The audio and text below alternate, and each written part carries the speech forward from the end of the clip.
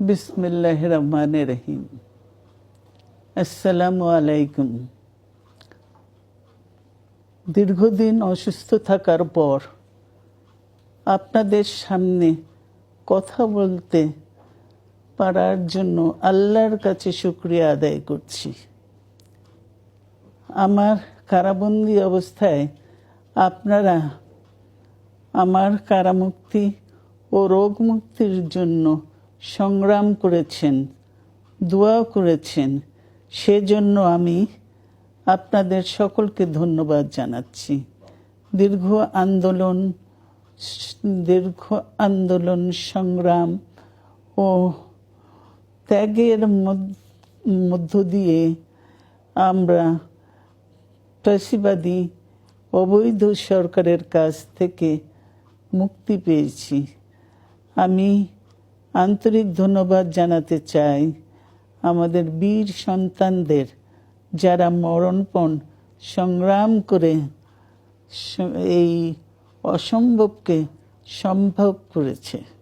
শত শত শহীদদের জানাই শ্রদ্ধা। এ বিজয় আমাদের নতুন সম্ভাবনা নিয়ে এসেছে। দীর্ঘদিনের নজিরবিহীন দুর্নীতি,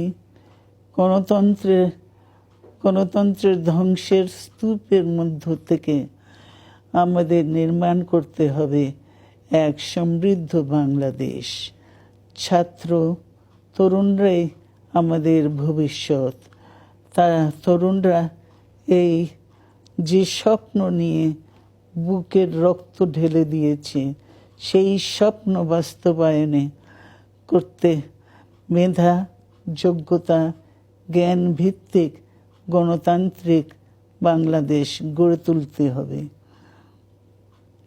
শোষণহীন সমৃদ্ধ বাংলাদেশ। সকল ধর্মের গোত্রের অধিকার নিশ্চিত করতে হবে। শান্তি, প্রগতি আর সাম্যের ভিত্তিতে আধুনিক বাংলাদেশ নির্মাণে আসুন আমরা তরুণদের হাত শক্তিশালী করি। ধ্বংস নয়, প্রতিশোধ নয়, প্রতিহিংসা নয়, ভালোবাসা, শান্তি ও জ্ঞান ভিত্তিক সমাজ গড়ে তুলি। আল্লাহ হাফেজ। বাংলাদেশ জিন্দাবাদ।